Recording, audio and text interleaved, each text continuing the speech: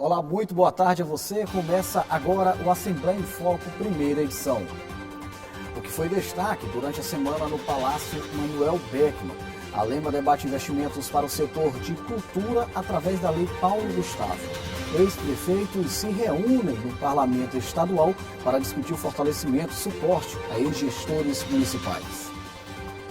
E mais, a exposição de um etnossauro que tem chamado a atenção por quem passa pelo sítio do Rangedor, em São Luís. O Assembleia em Foco, primeira edição, está começando.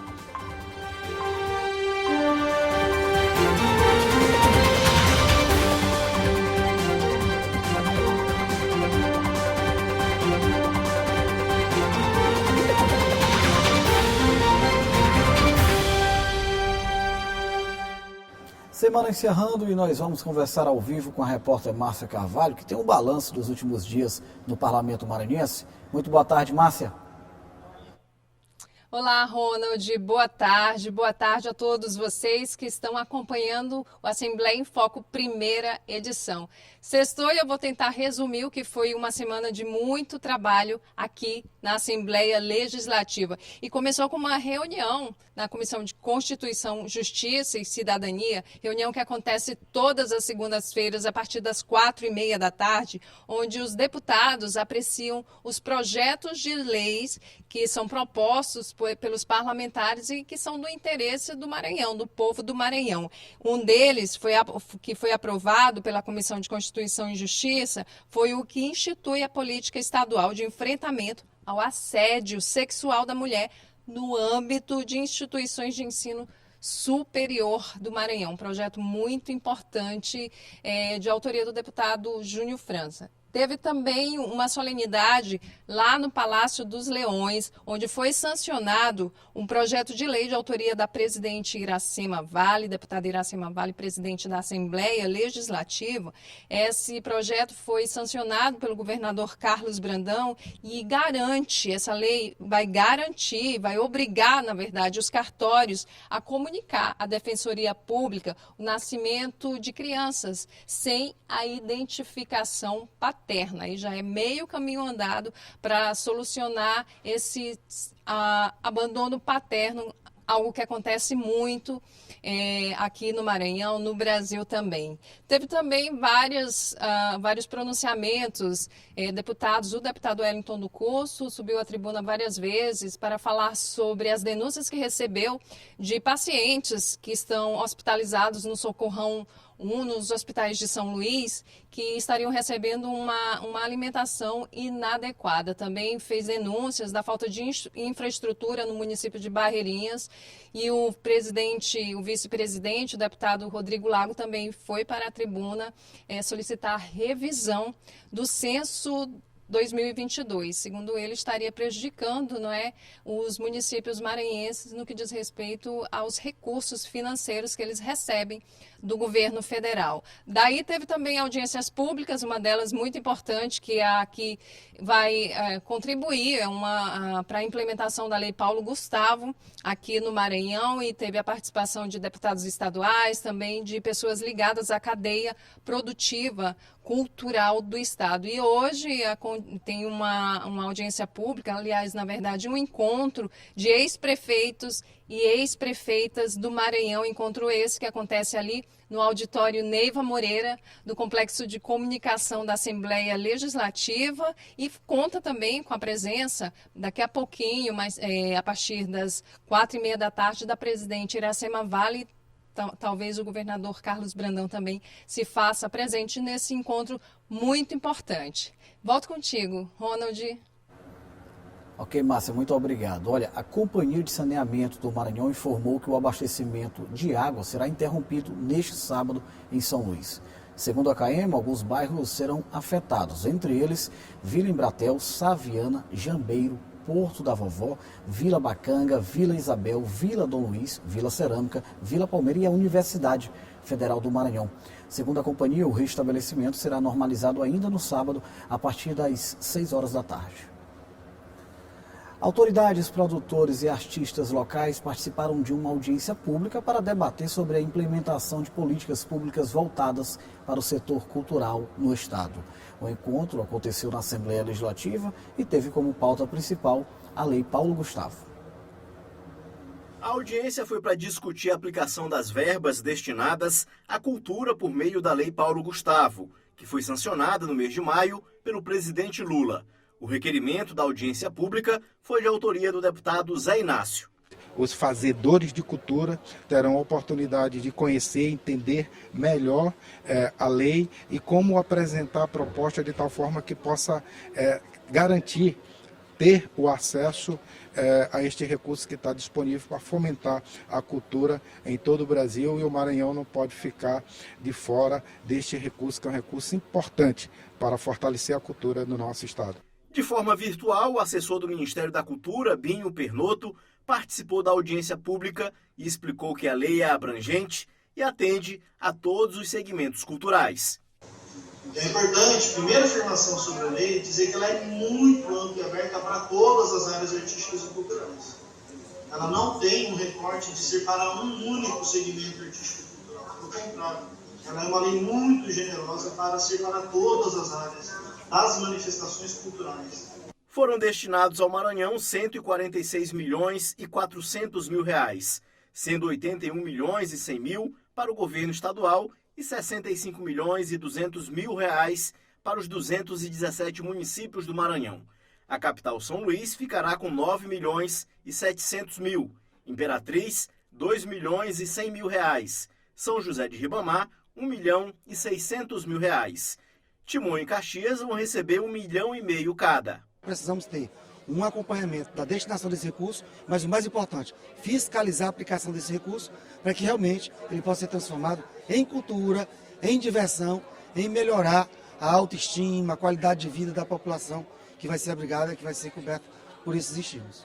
Os fazedores de cultura em todo o estado vão ter acesso aos recursos disponíveis por meio de editais, chamamentos públicos e prêmios. Representa uma possibilidade da construção de políticas públicas a partir de uma relação federativa, onde esses recursos podem ser acessados democraticamente, podem chegar aos estados e municípios de maneira transparente, de maneira democrática e participativa. Maior parte do recurso voltada para o audiovisual. Então chega a quase 72%, é quase isso voltado para o segmento do audiovisual. E o outro, os restantes, são outras linguagens, mas a gente sempre tem que entender que é via audiovisual, então essas linguagens ela pode interagir entre si. O presidente do Fórum de Gestores de Cultura do Maranhão e secretário municipal de Cultura de Miranda do Norte, Marcos Nascimento, destacou a importância dos recursos para o setor cultural no interior do estado.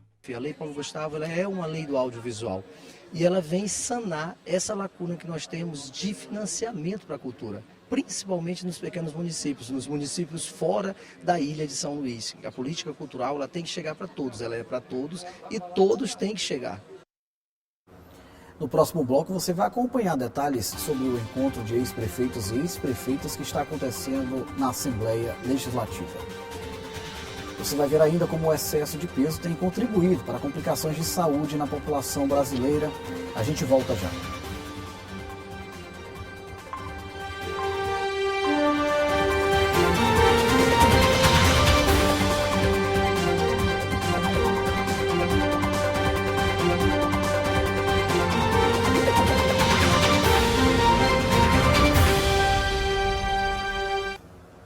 Autoridades, prefeitos e ex-prefeitos do estado se reuniram na Assembleia Legislativa na manhã de hoje para debater ações de fortalecimento e suporte a lideranças políticas. Uma organização foi criada no sentido de dar maior visibilidade e assistência aos ex-gestores públicos municipais. Vamos conferir agora os principais detalhes desse encontro.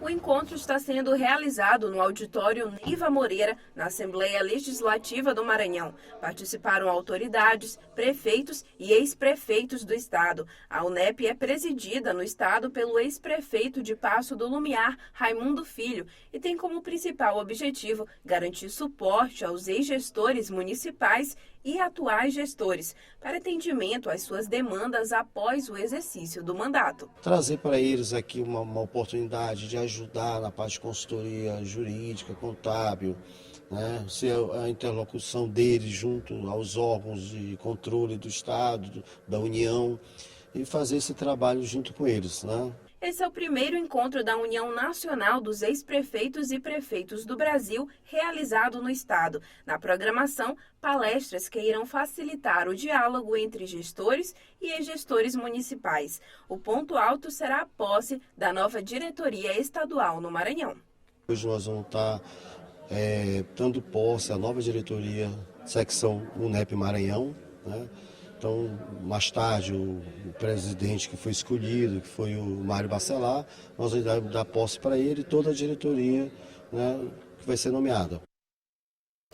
O excesso de peso segue como um dos indicadores que mais apontam a necessidade de mudança de hábito, no sentido de manutenção e restabelecimento da saúde.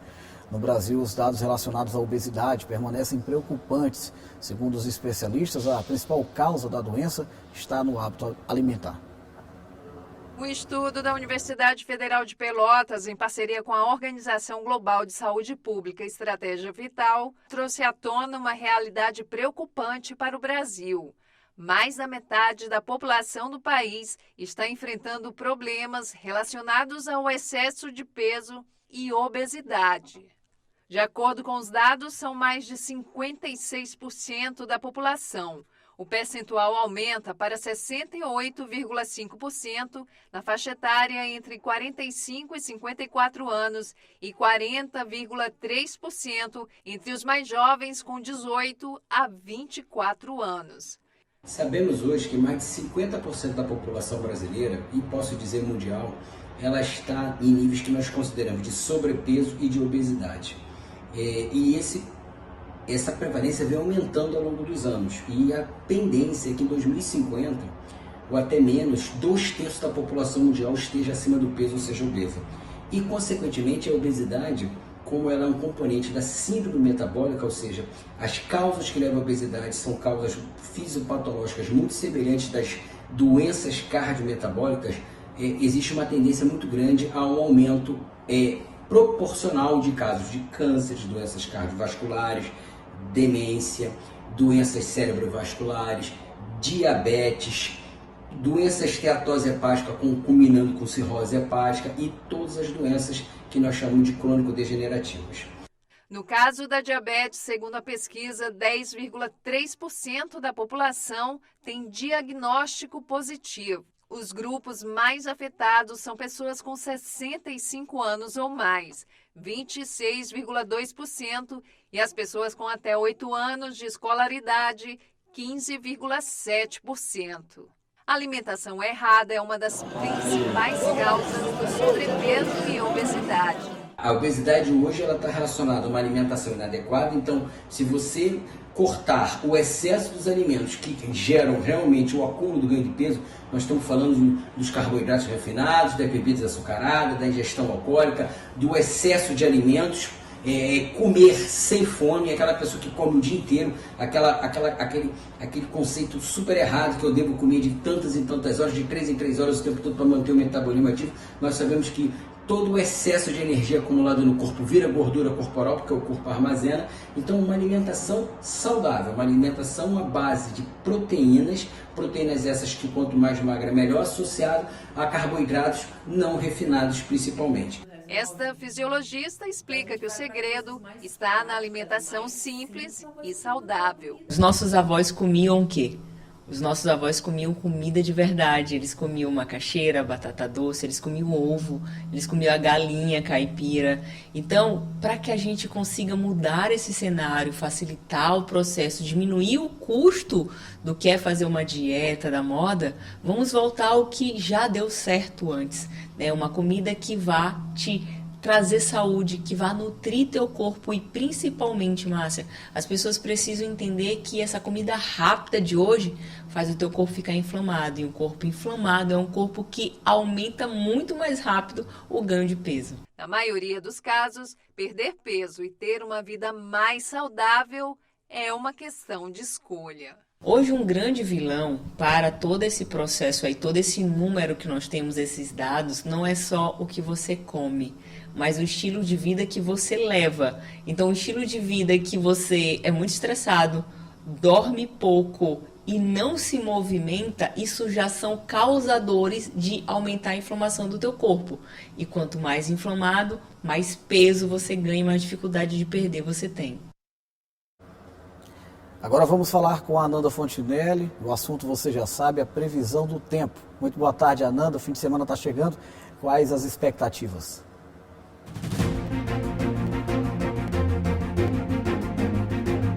Boa tarde, Ron. Nós vamos conferir a previsão do tempo para hoje, sexta-feira. Olha só que na capital já amanheceu chovendo e a temperatura deve variar entre 26 e 33 graus na máxima. O tempo continua nublado aqui na capital, com previsão de mais chuva aí na parte da tarde. Já na cidade de Cedral, o tempo está bem diferente aqui na capital. São esperadas tempestades isoladas com raios e trovões lá. A mínima é de 26 e a máxima de 31 graus. Já na cidade de Santa Inês, o tempo está aberto e não deve mudar até o final do dia. A mínima é de 26 graus e a máxima é de 35. Assim como em Santa Inês, na cidade o governador Edson Lobão, o tempo também fica quente ao longo dessa sexta-feira. A mínima é de 26 e a máxima é de 33 graus. É isso, Ronald. Bom fim de semana para vocês e a gente volta a se encontrar segunda-feira. Até lá! Valeu, Ananda. Bom fim de semana para você também. E agora é hora do intervalo. Mas na volta, você vai conferir os principais destaques do portal da Assembleia. E você vai ver ainda a exposição de um epinossauro, que tem chamado a atenção de quem passa pelo sítio do Rangedor e, claro, feito a alegria da criançada. A gente volta já.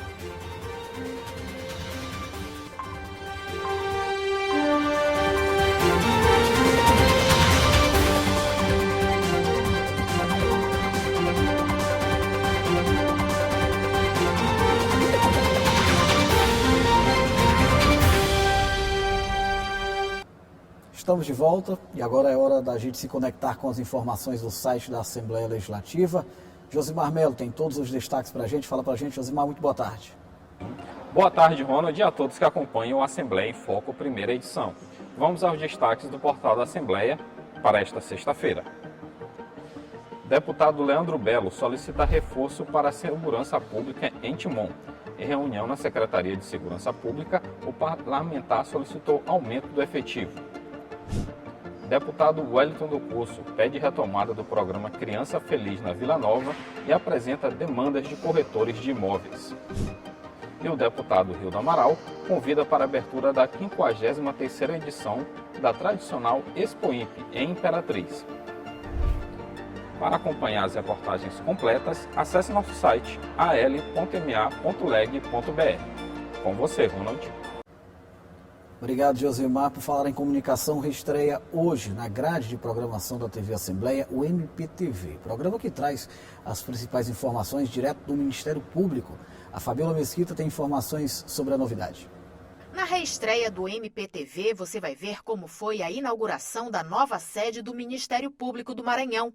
Uma reportagem especial sobre a importância da Lei Maria da Penha e uma entrevista com o Procurador-Geral de Justiça, Eduardo Nicolau.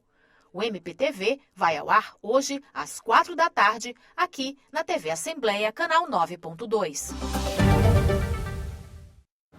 E o fim de semana chegando, com ele, aquela vontade de dar uma volta pela cidade. Pois bem, lá vai uma dica e tanto, viu? Principalmente para a criançada. No sítio do Rangedor, uma exposição tem chamado a atenção de quem passa pelo local. Você já ouviu falar no epinossauro? Se não, vamos conferir agora um pouco sobre a amostra curiosa que está exposta em São Luís. Epinossauro significa lagarto espinhoso e está em exposição permanente no Parque Estadual do Rangedor, em São Luís. A estrutura é feita de ferro, isopor, fibra de carbono e recebeu pintura automotiva. Com 4 metros entre a cauda e a cabeça, a espécie, que viveu em terras maranhenses, foi descoberta às margens do rio Itapecuru, na cidade de Coroatá. O espinossauro ele foi encontrado aqui no Maranhão. Os fósseis deles foram encontrados nas margens do rio Itapecuru, sítio fossilífero próximo de Coroatá.